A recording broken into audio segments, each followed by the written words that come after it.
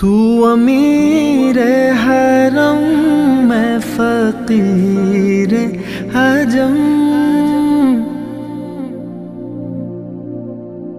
तू अमीर हरम मैं फकीर শুরুতেই দেখে নিয়েছেন আজকের ভিডিওতে কি কি থাকছে।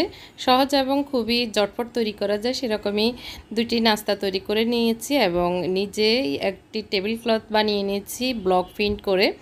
তো সেটাই থাকছে আজকের ভিডিওতে, আপনারা পুরো ভিডিওটি দেখবেন এবং আশা করি আপনাদের ভালো লাগবে। সে আশা থেকে ভিডিওটি শুরু করছি। আসসালামু আলাইকুম, সবাইকে ওয়েলকাম জানাচ্ছি আমার চ্যানেল রুমিস ফ্যাশনেবল হাউসে। সকালবেলা নাস্তা করে নিয়েছি কেউ কেউ, আবার কেউ কেউ করা হয়নি। তো ওভেনটা খুবই নোংরা হয়ে যাচ্ছে, ভাবলাম যে এটা একটু ক্লিন করে নিই। তো সেই জন্য ক্লিন করে এখন গতকালকে একটু ফায়ার রান্না করেছিলাম আজকে সকালে খাওয়ার জন্য। তো ফায়ার গরম করে আমার হাজব্যান্ডকে দিয়েছি, উনি খেয়ে উনিও চলে গিয়েছেন। এখন আমি এই টেবিল ক্লথটা তৈরি করব। এখানে একটা বাগ প্রিন্টের আমার কাছে মোটা কাপড় ছিল, মোটা বলতে জিন্স টাইপের কাপড়। তো এটা ভেবেই নিয়েছি এটা দিয়ে আমি টেবিল ক্লথ তৈরি করব। এই জন্য ওইভাবে 2.5 গজ কাপড় নিয়েছি। আর এটা সাইড কাঁচাগুলো সেলাই না করলেও চলবে, দুইটা মাথা শুধু সেলাই করলে হবে। আর এটার সাথে ম্যাচিং করে আমার ঘরে ছিল এরকম চিকন একটি লেস নিয়েছি, কুশি কাটার লেসগুলি আর কি। তো সেটা আমি একটু সেলাই করব। তো চলুন একটু মেশিনে চলে যাই কিভাবে সেলাই করে নিয়ে আর কি।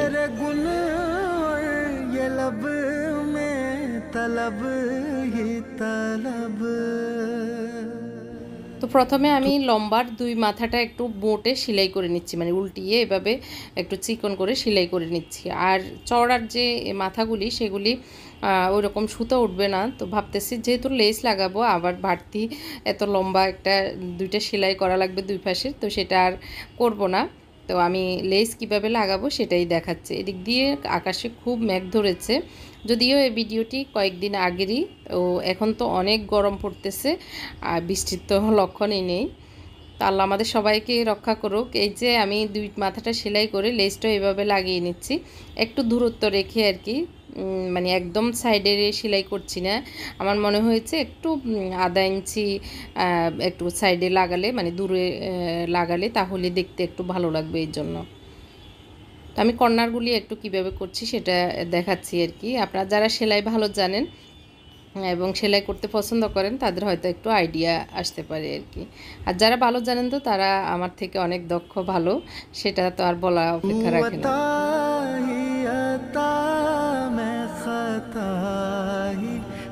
আমি যে দুই মাথা সেলাই করেছি সেটার যে সেলাইয়ের মাথাটা, ওই মাথায় আমি সেলাইয়ের উপরেই সেলাইটা করছি 1/2 ইঞ্চি বাড়তি রেখে আর কি। তো এরকম করে পুরোটাই আমি লেসটা লাগিয়ে দিচ্ছি।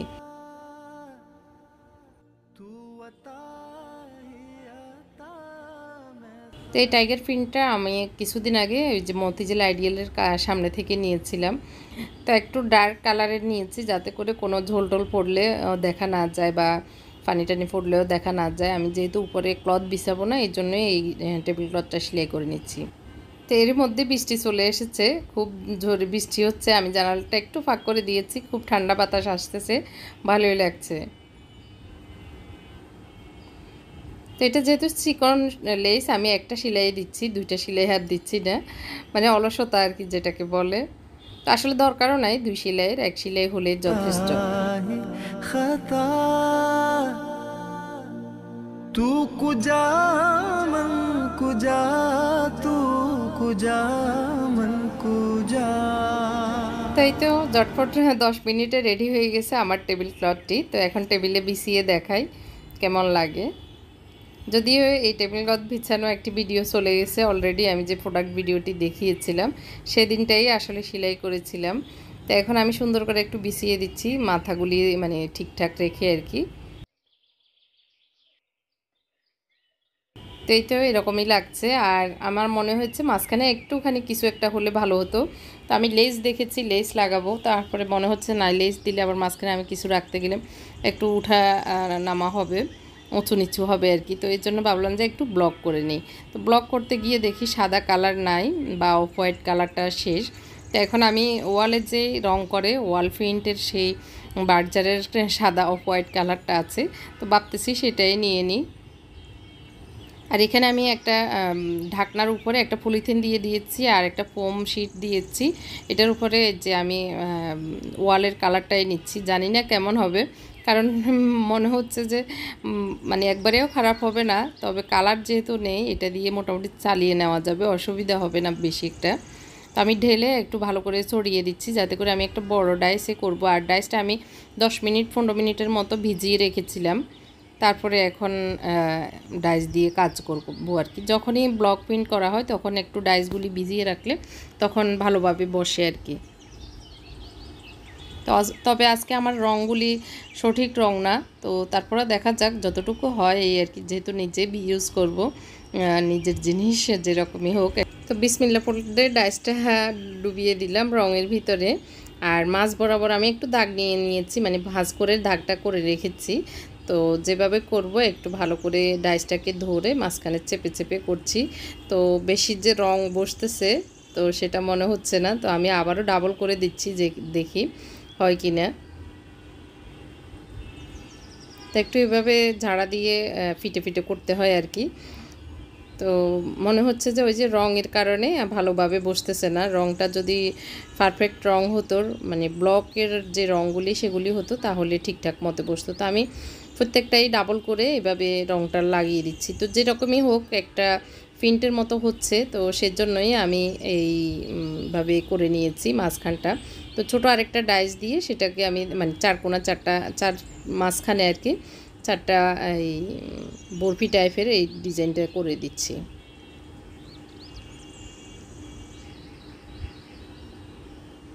তা একটু প্রিন্ট হয়েছে এরকম, মানে প্রিন্টের উপরে প্রিন্ট। তো চারটা আবার এরকম ছোট ছোট দিয়ে দিচ্ছি এরকম।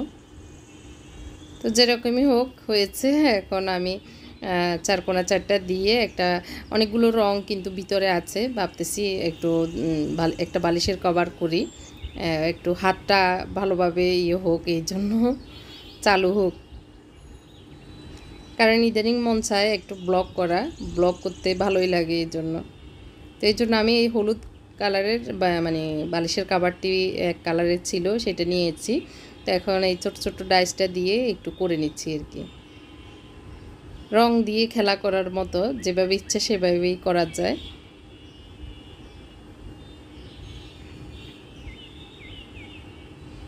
তো এই তো মোটামুটি মানে একটা হালকা বেশি, মানে অনেক বেশি ব্রাইট এরকম না, একটা হালকা প্রিন্ট হয়েছে। তো এই যে পলিথিন দেওয়ার কারণ হচ্ছে নিচে আর লেগে যায় না রঙটা। এখন আমি ভালো করে ধুয়ে নিব ফোম শিটটা, তো সেটা আবার ইউজ করতে পারবো। তো এরকমই লাগছে আর কি।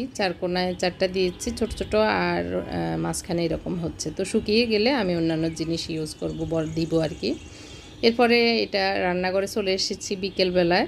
মুনতাসিরের 2জন বন্ধু এসেছে, তো ওদের জন্য একটু নাস্তা তৈরি করে নিচ্ছি। এখানে 1.5 কাপের থেকে একটু কম চাউলের গুঁড়া আর আটা নিয়ে নিচ্ছি, আর গুড় দিয়ে একটু পিঠা বানাবো এর জন্য। ফোয়া পিঠা আমরা যে বলি, বা তেলের পিঠা, নোয়াখালীর মানুষেরা তেলের পিঠাও বলে। তো এখানে আমি একটু গরম পানি দিয়ে এই গুড়গুলো একটু ভিজিয়ে নিচ্ছি, তাহলে আটাটা করতে সুবিধা হবে, ডোটা করতে আর কি। তো গরম পানি করে আমি ভালো করে একটু গুলে নিচ্ছি। আর এখানে দিয়ে দিব নারকেল, বেকিং পাউডার, লবণ পরিমাণ মতো। তো নারকেলগুলো আমার আগে থেকে ছিল ডিপ ফ্রিজে, তো এখন আমি নিয়ে আগে লবণ আর বেকিং পাউডার ভালো করে মিক্স করে নিয়েছি, আর এখন নারকেলটা দিয়ে দিচ্ছি। তো নারকেল অনেক বেশি না, 2-3 টেবিল চামচের মতোই দিয়েছি, কারণ আমার মুনতাসির আবার নারকেল খেতে পছন্দ করে না আর কি। এখানে গুড় আমি আরেকটা কাজে ইউজ করবো, এই জন্য সবগুলো গুড় দিচ্ছি না। একটু পানি দিয়ে ডোটা আমরা যেভাবে তেলের পিঠা বানাই সেভাবে করে নিচ্ছি।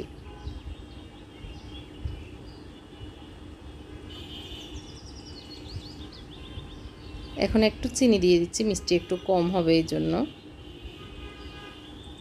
এই 2-3 টেবিল চামচের মতো একটু চিনি দিয়ে দিয়েছি। তো আবারও ভালো করে সব কিছু মিক্স করে নিচ্ছি। এই পিঠা সবাই পারে, তারপরেও একটু শেয়ার করলাম। বিকেলবেলা আসলে এখন কি করব, গরমের ভিতরে রান্নাঘরে যেতে ইচ্ছে করে না, তো ভাবলাম এটার ভিতরে দিয়ে একটু পিঠাটা বানিয়ে নিই। তার একটু বৃষ্টি হওয়াতে ঠান্ডা ঠান্ডা আজকে আবহাওয়াটা আছে, এই জন্য একটু এই পিঠাটা খেতে পছন্দ করে আর কি আমার ছেলেরা। আবার একটু যেটা পরে রেসিপিটি দেখাবো সেটা তো ওদের খুবই পছন্দের একটি খাবার। তো তেলটা গরম হয়ে যাওয়ার পরে আমি এই পিঠাগুলি দিয়ে দিচ্ছি। আর খুব ফুলেছে, যার কারণে উল্টে আবার ঘুরে যায় আর কি, উল্টাতে পারতেছি না এরকম আর কি। আমি ছোট ছোট করে বানিয়ে নিচ্ছি, যেহেতু ছোট বাচ্চারা এসেছে ছোট ছোট করে পিঠাগুলো বানিয়ে দিচ্ছি।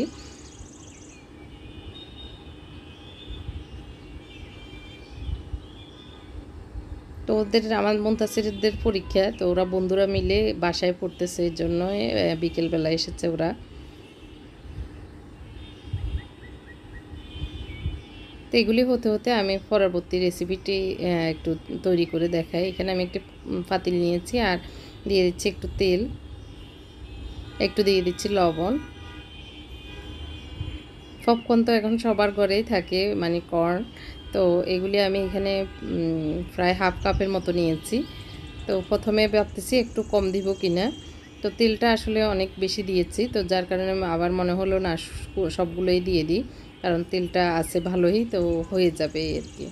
বড় পাতিলে দিয়েছি যাতে করে একবারেই হয়ে যায়, বারবার দিতে না হয়। তো ডাকনা দিয়ে আমি আগুনটা বাড়িয়ে দিয়েছি আর এর ভিতরে ফুটা শুরু হচ্ছে। পপকর্ন ভাজা তো খুবই ইজি, একটু নেড়ে চেড়ে দিচ্ছি। আর পপকর্নগুলো আমার অবশ্য একটু পুরনো হয়ে গেছে, নতুন পপকর্ন হলে আরও বেশি সুন্দর হয়। তো আমি চুলাটা অফ করে দিয়েছি, দিয়ে এখন এগুলি ঠান্ডা হওয়ার জন্য রেখে দিয়েছি। আর এদিক দিয়ে আমি সেই সেম পাতিলে যে গুড়গুলো আটা করার পরেও রেখে দিয়েছিলাম সেগুলি দিয়েছি, আর একটুখানি দিয়ে দিচ্ছি যাতে করে ভালো করে ক্যারামেলটা হয়। তো আমি এখন বানাচ্ছি ক্যারামেল পপকর্ন। এটা মালয়েশিয়ান একটা রেসিপি। এটা মানে মালয়েশিয়া আমার ছেলেরা গেলে এত বেশি খায়, মানে যখনই বাইরে বের হবে তখনই ওরা এই পপকর্নটা খাবে। তো এই জন্যই আমি মাঝে মধ্যে তৈরি করি। তো গুড়টা ভালো করে মানে হয়ে গেছে, সফট হয়ে গিয়েছে পানি দেওয়ার কারণে। আর ঘনটা একটু ভালো করেই ঘন করতে হবে, না হয় পপকর্নগুলো হয়ে যায়, মানে মসমসে হয় না আর কি, ঠান্ডা হয়ে যায়। এই জন্য একটু ভালো করে গুড়টা মিক্স করে জাল দিয়ে নিতে হবে, মানে এক তারের মতো হলেই তারপর পপকর্নগুলো দিয়ে দিলে ভালো।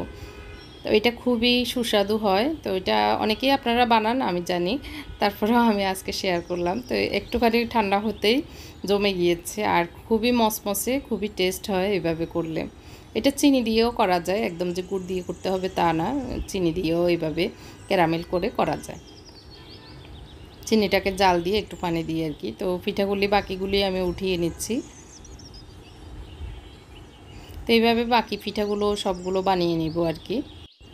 তো আমার টেবিল ক্লথটি কেমন লেগেছে আপনাদের কাছে কমেন্ট করে জানাবেন।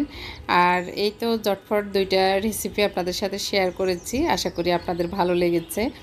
আর এই পপকর্নটা আপনারা তৈরি করে কে কে এভাবে খান বা আরও মানে কীভাবে করলে আরও বেশি ভালো হয় সেটাও আমাকে জানাবেন। তো অসংখ্য ধন্যবাদ জানাচ্ছি এতক্ষণ পর্যন্ত আমার সাথে থাকার জন্য। আল্লাহ হাফেজ, আসসালামু আলাইকুম।